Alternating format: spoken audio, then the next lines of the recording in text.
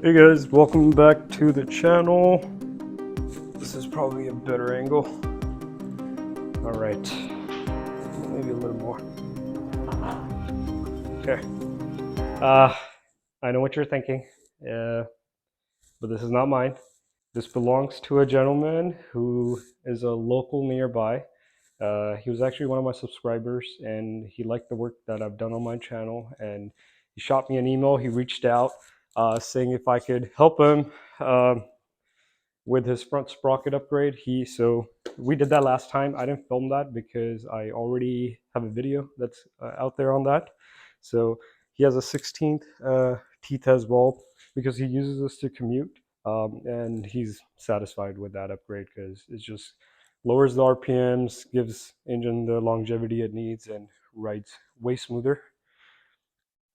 So he brought it back, and this time we are actually going to be upgrading these plastic switches. The Super Meteor came out, and they brought the fantastic aluminum switches, way superb quality compared to these ones. So he wants that upgrade, and we'll go ahead and do it. The right side is going to be pretty easy. It's just a kill switch and a starter switch, so that should be a plug and play. We'll have to see how the left side wiring comes out because there's a couple bells and whistles on that side. But yeah, it's a beautiful interceptor. I love the color. This is actually one of my favorite emblems from Royal Enfield. This used to be on the old interceptor too, and the 750 Constellation ones. And this is not bone stock. There's a lot of things he upgraded, and with his permission, I'll actually make a short walk around video of it.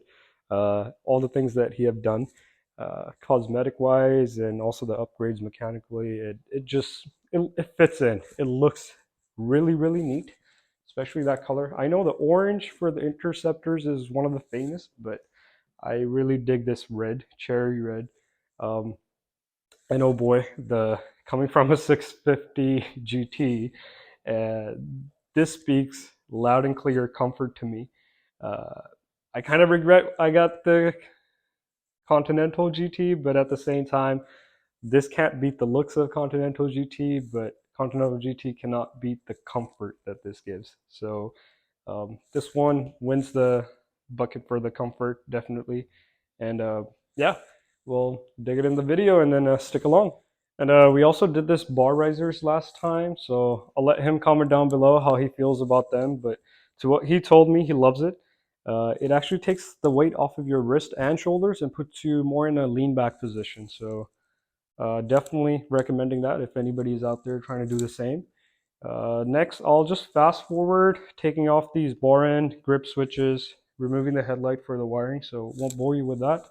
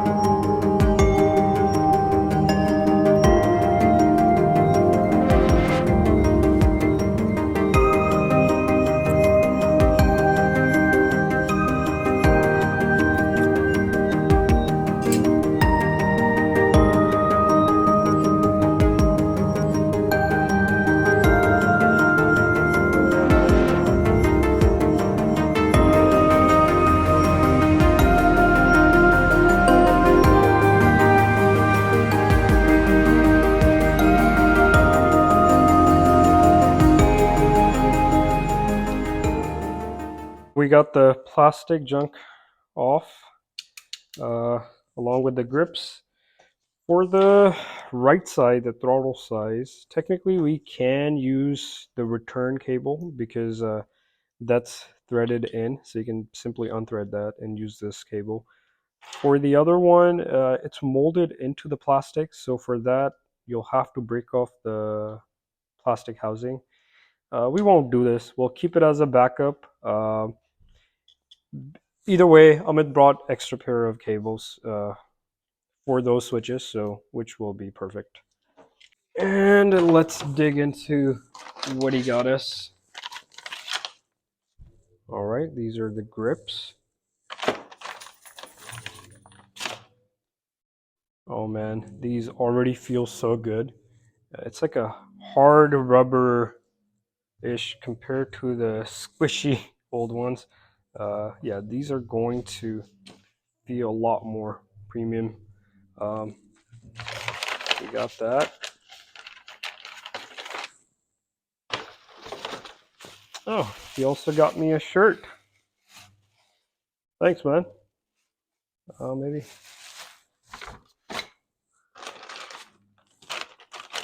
And then let's see. This is the right side. That's your kill switch. This is the starter on the Super Meteor 650s now. I believe, yeah, this is the hazard. We'll have to see how we're gonna make this work because there is a separate module that goes in for the hazard flashers. So we'll see. And then these sockets might not be plug and play because, yeah, they're different sizes and we'll have to see. Let's see how the wiring works. And this is the left side, your high beam, low beam, flashing pass, left, right, horn. This, I think, is for the actual cluster that is on the Super Meteor, so that'll be just a dummy switch on our end. Maybe we can convert this into like a, because he does has a charging port, so and like an on and off switch. That would be neat. Yeah, already holding these feel super nice. I can't wait to have these paired with these grips. They're gonna be really nice. And then what else we got? Okay, so yeah, he brought us plenty of cable. Um, this is for the, that is, let's see, this is twin cable, and this is twin as well. So that's the same ones we have right now. That's for this Super Meteor 650 because these are a little different on the ends. So we'll probably be using this. Alright guys, so for the switches and grips, just a heads up, it's not going to be a plug and play directly. So I don't want to scare anybody off, but this is doable. Um, so as the bar has already holes from the factory, right? That's to hold the grips in place. But on the Super Meteor model, I guess, that little tab is on the left side instead of the right. So our hole is on the right side. We'll just have to mimic a new hole on the left side so that could stay in place. And then the grip as well has these two marks. So we'll have to slide that in. First, get this fixed according to probably right there somewhere. And I'm planning on drilling a hole on the bottom end so it's out of sight and this entire piece will be fixed. Onto the throttle side, the hole is actually, the tab is on the bottom, as you can see right there. Right there.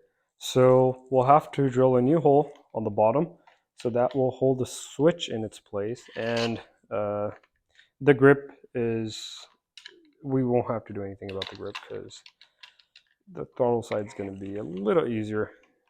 Once that switch is in place, it's going to hold that throttle. So I'll measure it according to the size of the grip and maybe a little bit wiggle room on the end so you can still have your bar end covers. Let's see how thick that is. Yeah, maybe about right there.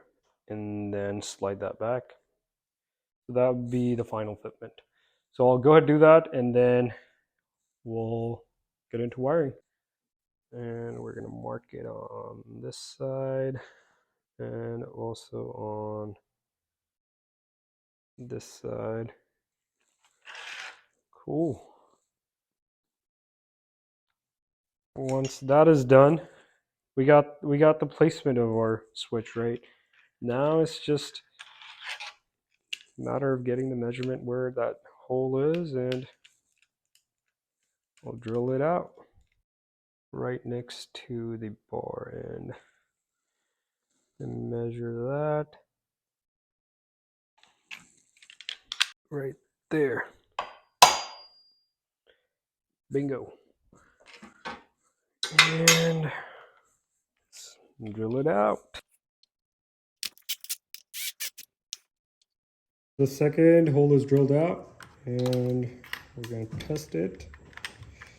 There it is. That's going to hold it in its place, and then we're going to slide the grip through. See, that still has some room, and that is done, so these covers can slide on. So that's how the end result's going to look. And we can turn this towards the rider, the brand, or we can, I think making it just flat on top is going to look a lot decent, as it's going to hide those holes on the bottom out of sight. Alright guys, so the right side is done. I'm going to quickly walk you through the wiring. For this, we are going to be ignoring these two sockets. That's for your hazard, and for that you need a separate module. So it's kind of neat that the Super Meteor has that from stock. But anyways, for this plug-and-play socket, your bottom two towards the right side, if you're looking at this tab on top, are going to be your starter wiring, and then the left bottom and left middle is going to be the kill switch. So this is again very premium compared to what the stock one was, and I'm going to quickly plug this in to show you that it works. Turn the key on. That's kill. It's on position because the fuel pump just ran, and then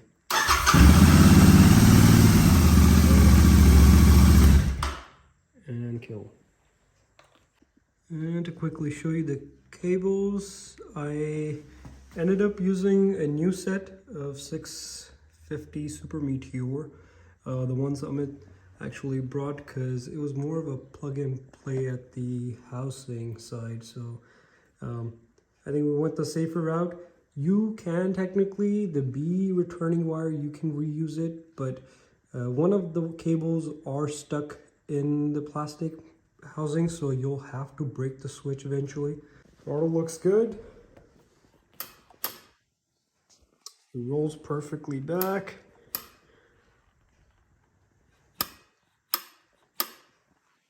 And this is what I was talking about, right? Having enough room, because you're not only gonna be putting weight as you're riding this, but this shouldn't be making any contact with this side. Yeah, so the left side is going to be a little bit more intense. This is the plug you get from that switch, but in order to make a plug and play system, you'll need one of these sockets, and it's a 9-slot. I'll put the link to these in description as well. So to quickly go over the wiring, I had to take the switches apart just to make sure, because what they ended up doing, they ended up splicing, combining a couple wires into one. So just make sure, you know, your headlight doesn't turn on when your horn does. So all right, so at the top left, it's going to be your left signal. Middle is going to be your neutral for the signals. Top right, it's going to be the right side of the signal. And middle, left, and middle is going to be your high beam, headlight, and flashing pass. And then on the bottom left and bottom right, this is going to be for your horn. So technically not all 9 of these get filled because how they combined them. Only what 7 slots are filled in. Let me see if this will focus right there. But yeah, let's plug those in, and then I'm gonna wrap this up, mount it, and see if it works. All right, so the left side is in. Let's test it out. There you go. So it's on just the normal headlight right now, and left side, right side. That's the neutral. This is high beam, and then you have your passing. Perfect. This is the final look with this beautiful cherry red. You got the logo pointed up. Oh man, these switches are just phenomenal. They're just give the bike, it just feels like a different bike now. That's your kill switch, starter, and on this side there needs to be a little bit of room so you can roll back and forth and on and off. And also as you're cornering right, you're putting weight on the bar, so that's why you also need that gap. One sleeping bunny right there, and the other one, yep, he's knocked out. And the wiring is pretty neat, out of the way. Same thing on this side. And lastly, I just want to thank Summit for letting me work on your bike, man. It looks a solid one. Hope you like what we have done.